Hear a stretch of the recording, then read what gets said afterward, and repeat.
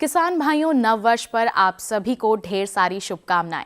जब तक फसल की उपज को नहीं बढ़ाया जाता, किसान समृद्ध नहीं होगा। केंद्र सरकार का पूरा प्रयास है कि ये वर्ष आपके लिए धन धान्य से भरा पूरा हो। किसानों के कल्याण के लिए सरकार पूरी तरह से प्रतिबद्ध है। इसी उम्मीद को लेकर आइए कार्यक्रम को आगे बढ़ाते हैं और सबसे पहले देखते हैं खबरें खेती की। कृषि मंत्री ने कहा, कम लागत में अधिक उत्पादन सरकार की प्राथमिकता। तिलहन पेराई मिलों ने सरकार से मांगी आयात शुल्क में छूट। प्याज के निर्यात में बढ़ोतरी होने की उम्मीद। और सर्दी बढ़ने के साथ ही गरमाए पोल्ट्री उत्पादों के दाम। नमस्कार, मैं हूं स्निग्धा रितेश और अब समाचार विस्तार से। और सबसे पहले किसान भाइयों, नव वर्ष पर आप सभी को ढेर सारी शुभकामनाएं। केंद्र सरकार का पूरा प्रयास है कि यह वर्ष आपके लिए धन धान्य से भरा पूरा हो। इसी उम्मीद को लेकर केंद्रीय कृषि मंत्री ने कहा है कि वर्ष 2016 में फसल की प्राथमिकता बढ़ाना, उत्पादन लागत कम करना, बेहतर विपणन की सुविधा उपलब्ध कराना और आधुनिक प्रौद्योगिकी का इस्तेमाल करना कृषि मंत्रालय की शीर्ष प्राथमिकता होगी। तिलहन के उत्पादन में आई गिरावट से परेशान घरेलू पेराई उद्योग ने सरकार से उद्योग पर आयात शुल्क घटाने की मांग की है। तिलहन की भारी किल्लत के कारण खाद्य तेल और खली के उत्पादन में आई कमी से परेशान घरेलू पेराई उद्योग ने सरकार से उद्योग पर आयात शुल्क घटाने की मांग की है। सरकार से वर्तमान आयात शुल्क 30% से घटाकर 5% करने की मांग करते हुए पेराई मिलों की शीर्ष संस्था सॉल्वेंट एक्सट्रैक्टर एसोसिएशन यानी SEA ने कहा है कि प्रतिकूल मौसम से तिलहन की फसल को नुकसान उठाना पड़ा है। इससे न केवल खाद्य तेल का आयात बढ़ा है, बल्कि भारत वैश्विक खली बाजार से बाहर हो चुका है, जो विदेशी मुद्रा अर्जन का बड़ा स्रोत है। SEA के कहना है कि तिलहन उत्पादन बढ़ाने के लिए अभी किए गए प्रयास नाकाफी साबित हुए हैं। इसके वांछित परिणाम नहीं मिल पा रहे हैं। तिलहन का उत्पादन गिर रहा है, इसलिए तिलहन आयात को छूट देने का समय आ गया है। आयात शुल्क में छूट मिलने से इस उद्योग को बड़ी राहत मिलेगी और विदेशी मुद्रा भंडारण में भी बढ़ोतरी होगी। प्याज के कारोबारियों को कारोबार में आसानी के लिए प्याज के न्यूनतम निर्यात मूल्य हटने के बाद प्याज के निर्यात में बढ़ोतरी होने की उम्मीद है। जनवरी 2016 में खरीफ फसलों के बाजार में आने के बाद प्याज की कीमतों में लगातार गिरावट थामने और प्याज कारोबारियों को प्याज की कुछ मात्रा विदेश में भेजने के लिए प्रोत्साहित करने के उद्देश्य से सरकार ने प्याज के न्यूनतम निर्यात मूल्य यानी MEP को हटाने का फैसला किया है। सरकार के इस फैसले से प्याज के कारोबारियों को बड़ी राहत मिली है। प्याज के निर्यात में बढ़ोतरी होने की उम्मीद है। मौजूदा समय में घरेलू बाजार में प्याज की कीमतें काफ़ी कम है, जबकि विदेशी बाजार में प्याज की कीमतें $225 से $250 प्रति टन के करीब चल रही हैं। ऐसे में प्याज के निर्यात में बढ़ोतरी होने की उम्मीद है। National horticulture research and development foundation यानी NHRDF के अनुसार भारत में हर साल करीब 1.9 करोड़ टन प्याज का उत्पादन होता है और करीब 15 लाख टन प्याज का निर्यात किया जाता है।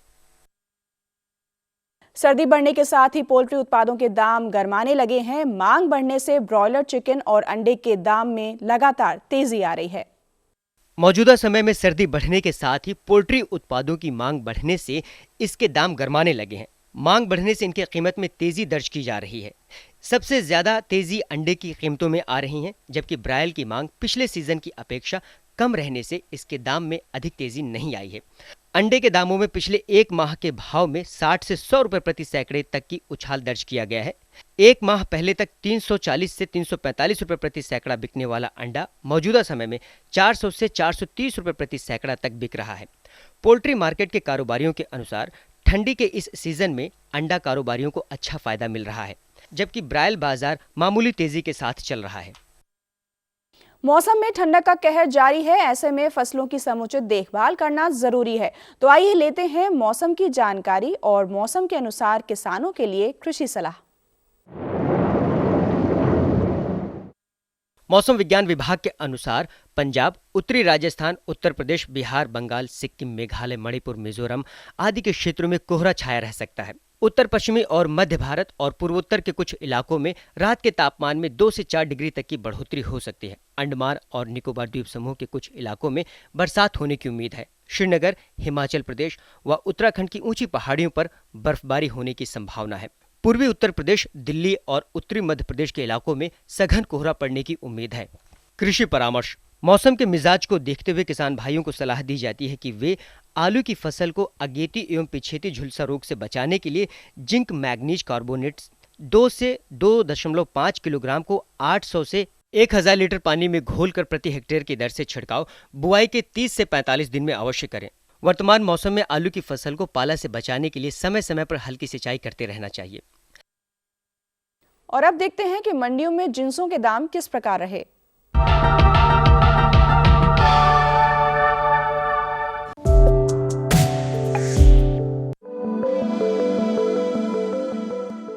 एनसीडेक्स के अनुसार पिछले पूरे हफ्ते चने के भाव में मामूली उतार चढ़ाव रहा, जबकि एगमार्क नेट के मुताबिक एक हफ्ते में कई बाजारों में चने के भाव में 250 रुपए क्विंटल तक की कमजोरी दर्ज की गई।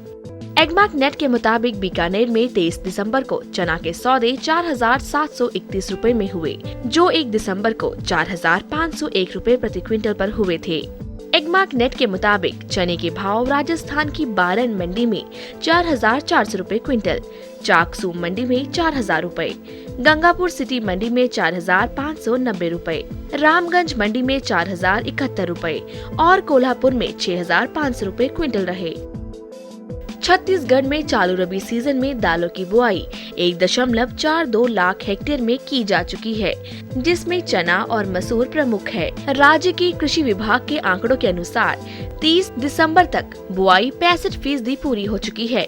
ओडिशा में सरकार ने रबी में दलहन को बीमा योजना में शामिल किया है, जिससे किसानों में दलहन की खेती को लेकर उत्साह है और इस बार बुआई रिकॉर्ड पर पहुंच सकती है। पूरे देश में दिसंबर के पहले हफ्ते तक रबी सीजन में चने की बुआई 69.25 लाख हेक्टेयर में हुई है। न्यूनतम समर्थन मूल्य में वृद्धि और दलहनों को बीमा योजना में शामिल करने के सरकार के फैसले से इसकी खेती बेहतर रहने का अनुमान है।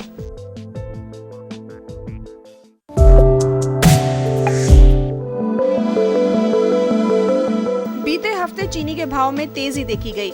महाराष्ट्र की मुंबई मंडी में चीनी के भाव 28 दिसंबर को 2,986 रुपए क्विंटल थे, जो 1 जनवरी को बढ़कर 3,171 रुपए क्विंटल हो गए। वहीं एगमार्क नेट के अनुसार चीनी के भाव झारखंड की डाल्टनगंज मंडी में 2,860 रुपए क्विंटल, धनबाद मंडी में 3,480 रुपए, रामगढ़ में 3,200 रुपए और उत्तर प्रदेश की लखीमपुर मंडी में 3,010 रुपए क्विंटल रहे।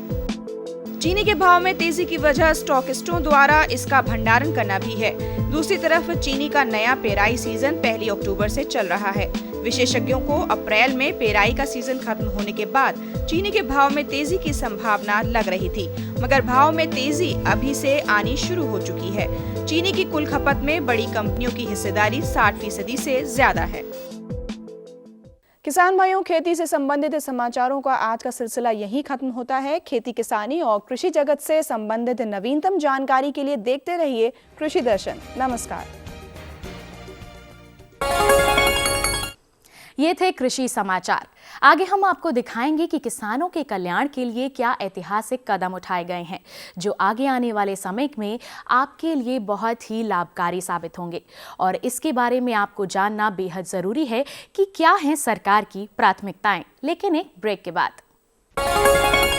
ये लो और बताओ। बस। अरे ये क्या भैया जी, बस इतनी सी रासायनिक खाद? किसानी छोड़ रहे हो क्या? किसानी नहीं, नादानी छोड़ रहे हैं। मिट्टी की जांच कराई है। अब तो लालाजी जितनी जरूरत है उतने ही उर्वरक खेत में डालेंगे। हाँ, किसान भाई आज ही अपने जिले की नजदीकी भूमि परीक्षण प्रयोगशाला में मिट्टी की जांच जरूर करवाएं और मिट्टी में पोषक तत्व, नमी व पौधे के विकास को देखते हुए केवल जरूरत के अनुसार ही पोषक तत्व डालें। और हाँ, मिट्टी में गंधक, जस्ता, बोरोन जैसे सूक्ष्म पोषक तत्वों का पता लगाना भी न भूलें। उर्वरक और जैविक खाद के सही उपयोग से भूमि का उपजाऊपन बनाए रखें, उत्पादकता बढ़ाएं, खर्चा घटाएं और बहुमूल्य विदेशी मुद्रा बचाने में भी सहयोग दें। और हाँ, धीमी गति से नाइट्रोजन उपलब्ध कराने वाले उर्वरकों जैसे नीम लेपित यूरिया को प्राथमिकता दें और यूरिया का पत्तों पर छिड़काव करें। अरे वाह, तू तो सचमुच समझदार हो गया रे। अधिक जानकारी के लिए संपर्क करें जिला कृषि अधिकारी या किसान कॉल सेंटर। जी। किससे बात कर रहे थे इतना हंस-हंस कर? किसान कॉल सेंटर में। विशेषज्ञ से खेती के बारे में सलाह ले रहा था। सुबह भी रात को भी। किसान कॉल सेंटर सुबह 6 बजे से रात को 10 बजे तक खुलता है। रविवार को भी। साल के 365 दिन खुलता है। पर तुम ये सब क्यों पूछ रही हो? मैं तो कुछ और ही समझी थी। कृषि संबंधी समस्याओं का अपनी भाषा में तुरंत समाधान पाने के लिए पूरे भारत में किसी भी फोन से राष्ट्रीय हेल्पलाइन नंबर 1800-1801-551 पर संपर्क करें। सब्जी में मसाला ज्यादा है। कितनी बार कहा है कि जितनी जरूरत हो बस उतना ही डाला करो। अरे मुझसे तो ऐसा कभी कभार होता है। और तुम जो हमेशा खेत में अनाप शनाप कीटनाशक डालते हो उसका क्या? ठीक ही तो कह रही है बहू। देख, खेत में उतनी ही दवा डाल जितनी जरूरत हो। याद रखो, कीटनाशक जहरीले होते हैं। डिब्बे पे लिखी सूचना के हिसाब से ही दवा डालनी चाहिए। पहले फेरोमोन ट्रैप, फ्लाइट ट्रैप, मित्र कीट, जैविक कीटनाशक आदि का इस्तेमाल करें। जरूरत पड़ने पर ही रासायनिक कीटनाशक का इस्तेमाल करें। छिड़काव सुबह या शाम दस्ताने, मास्क और पूरी आस्तीन वाले कपड़े पहनकर करें। हवा की दिशा में छिड़काव करते हुए पीछे जाएं। दवा के डिब्बे, छिड़काव यंत्र सुरक्षित जगह पर रखें। अब कुछ समझे क्या? हाँ, समझ गया मेरी रानी। अब ना करो नादानी। इसने पिला दिया ना तुझे पानी। ब्रेक के बाद आप सभी का फिर से स्वागत है। कृषि एवं किसान कल्याण मंत्री ने कहा है कि वर्ष 2016 में फसल की प्राथमिकता बढ़ाना, उत्पादन लागत कम करना, बेहतर विपणन की सुविधा उपलब्ध कराना और आधुनिक प्रौद्योगिकी का इस्तेमाल करना कृषि मंत्रालय की शीर्ष प्राथमिकता होगी।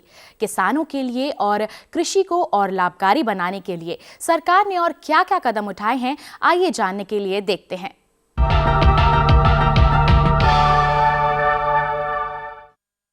9 वर्ष के अवसर पर सबसे पहले मैं अपने सभी पत्रकार भाइयों बहनों का अभिनंदन करता हूं, 9 वर्ष की शुभकामना देता हूं। मोदी सरकार बनने से लेके कल तक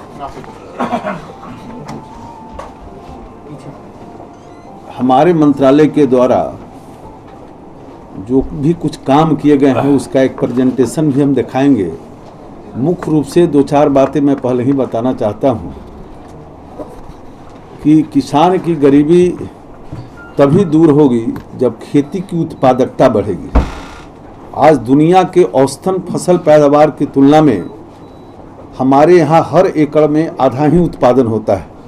जब तक जमीन की गुणवत्ता नहीं सुधरेगी तब तक पैदावार और उत्पादकता नहीं बढ़ेगी। इस दृष्टि से सॉइल हेल्थ कार्ड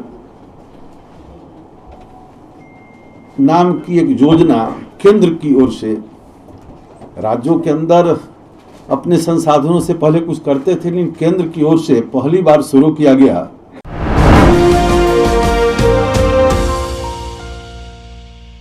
और 2015-16 में हम 5 करोड़ किसानों को सॉइल हेल्थ कार्ड देंगे। फिर 16-17 वर्ष के अंत तक हम शेष किसानों को सॉइल हेल्थ कार्ड देंगे। इसके लिए 568 करोड़ की स्कीम स्वीकृत हो गई है। और इसके अलावे 14-15 और 15-16 में हमारी सरकार ने 79 और 101, 14-15 में 79 और 15-16 में 101 मृदा परीक्षण लैब हमने राज्यों को सैंक्शन दिया है, जबकि इसके पहले 4 वर्षों में मात्र 43 लैब स्वीकृत किए गए थे। यानी 2 वर्षों यानी 30 दिसंबर तक हमने 180 लैब सैंक्शन किए हैं राज्यों को, जबकि 4 वर्षों में मात्र 43 लैब स्वीकृत किए गए थे। और सॉइल हेल्थ कार्ड के लिए तो 1 पैसा भी अलग से नहीं दिया गया था। इसी तरह से सॉइल हेल्थ मैनेजमेंट के अंतर्गत जो धन राशि हमने मुक्त किया है, इस 18-19 महीने के अंदर 288 करोड़ रुपये स्वीकृत किए हैं, जबकि इसके पहले 4 वर्ष में सिर्फ 72 करोड़ रुपये दिए गए थे। तो जो भूमि की जमीन की गुणवत्ता है उसके सुधार के लिए, उत्पादकता बढ़ाने के लिए मोदी सरकार ने योजना प्रारंभ की। इसी प्रकार से जो परंपरागत कृषि विकास योजना, जैविक खेती के लिए मिशन मोड में भारत सरकार की ओर से कोई योजना नहीं थी। राज्य सरकारों को एक पैसे भारत सरकार की ओर से नहीं दिया जाता था। इसके लिए इसी वर्ष 15-16 में एक नई योजना भारत सरकार ने शुरू की।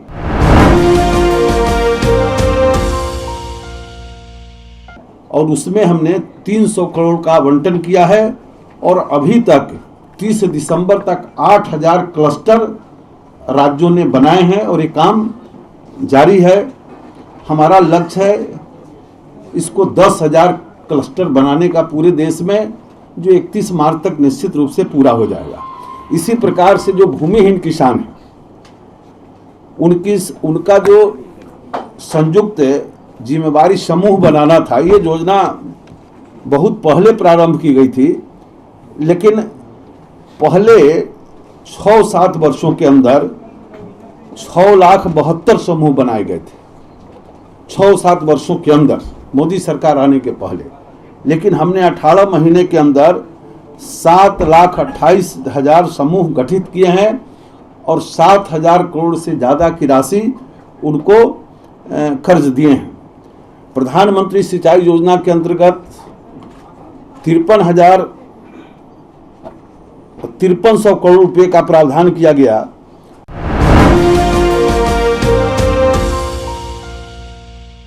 और नई योजना में प्रत्येक किसान के प्रत्येक खेत को पानी पहुंचाने के उद्देश्य से ये योजना प्रारंभ की गई। सभी जनपदों के अंदर डिस्ट्रिक्ट इरिगेशन कमेटी राज्यों के माध्यम से बन चुका है और लगभग 150 अफसरों की ट्रेनिंग भी हुई है और 31 मार्च तक तो लगभग 100 जिलों में कम से कम निश्चित रूप से इरिगेशन प्लान बन जाएगा। प्रधानमंत्री सिंचाई योजना प्रारंभ है, लेकिन प्लान बना के विधिवत मार्च तक 100 जिलों का निश्चित रूप से बन जाएगा और उसके बाद 1 वर्ष के अंदर लगभग सभी जिलों के जिला इरिगेशन प्लान तैयार हो जाएंगे। इसमें प्रधानमंत्री योजना के अंतर्गत जो सूक्ष्म जल सिंचाई और जल संरक्षण पर विशेष बल दिया गया है, जो मेरे मंत्रालय से हो रहा है। किसानों को ये अच्छा मूल्य मिले, इसके लिए पहली बार मार्केटिंग राज्यों का विषय है। ये पहली बार हमारी सरकार ने प्रधानमंत्री जी की महत्वाकांक्षी योजना है। -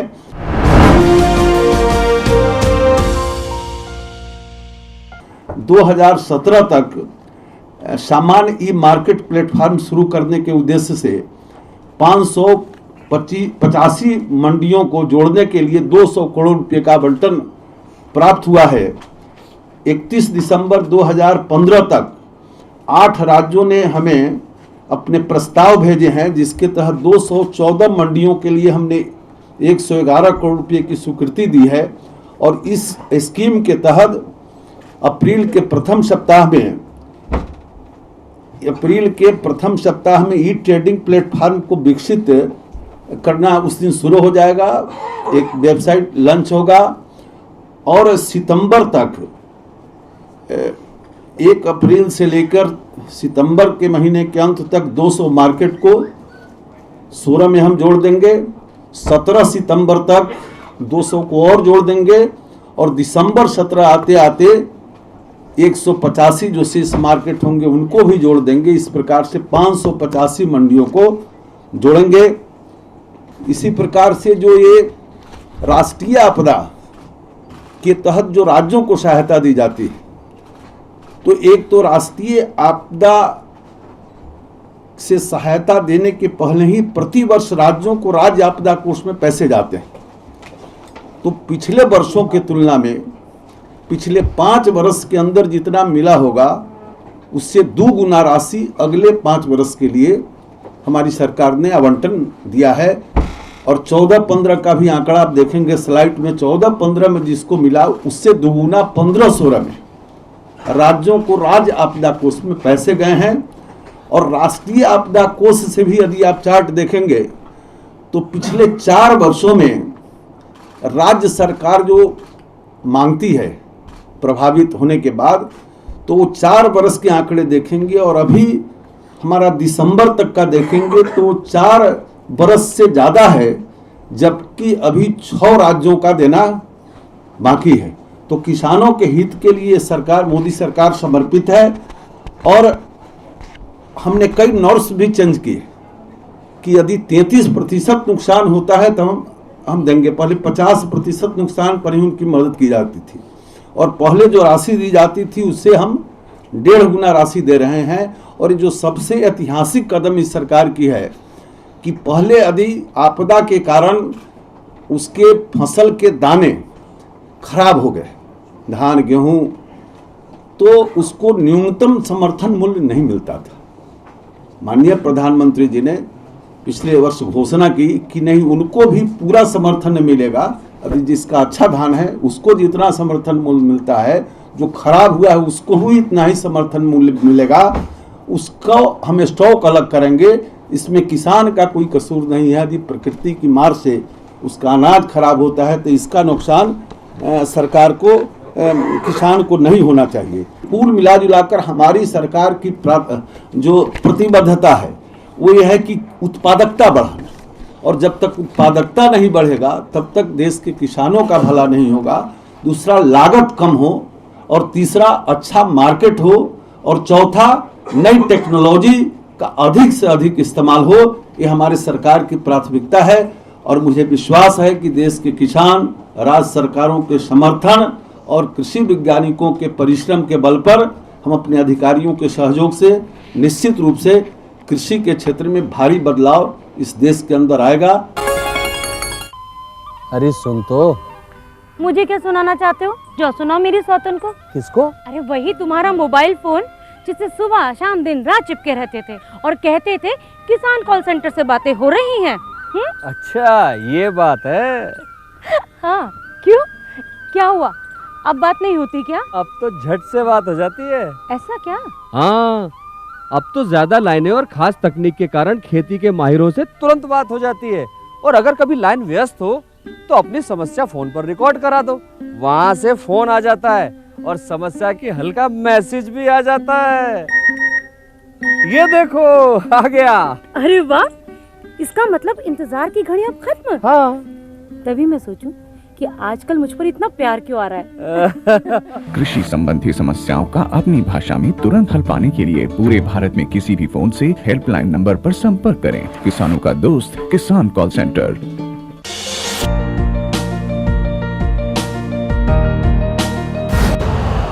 यूरिया का स्वदेशी उत्पादन 70 लाख टन बढ़ाने के लिए 6 उर्वरक संयंत्रों का उद्धार किया जा रहा है। FCIL के गोरखपुर, सिंदरी, तलचर और रामागुंडम संयंत्र, HFCL की बरौनी इकाई और BVFCL की नामरू फोर्थ। सोने पर सुहागा ये है कि देश में अब बनेगा सिर्फ नीम लेपित यूरिया, क्योंकि इससे होगा किसानों का फायदा ही फायदा। अनाज का उत्पादन 10% तक बढ़ेगा। बढ़ेगी 10 से 15% नाइट्रोजन क्षमता।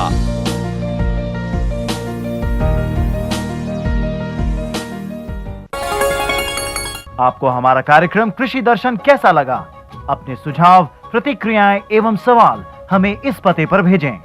कृषि दर्शन, कमरा नंबर 10, CPC दूरदर्शन, खेलगांव, नई दिल्ली 110049।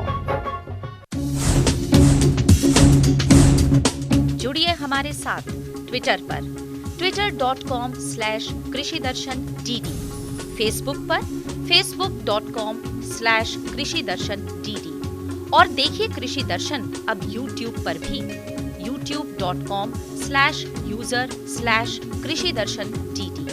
भेजे हमें मेल कृषिदर्शन-dd@gmail.com पर। किसान भाइयों, आज का सिलसिला यहीं खत्म होता है। आज के लिए बस इतना ही। कल फिर उपस्थित होंगे कृषि की नई जानकारियों के साथ। तब तक के लिए हमें दीजिए इजाजत। नमस्कार।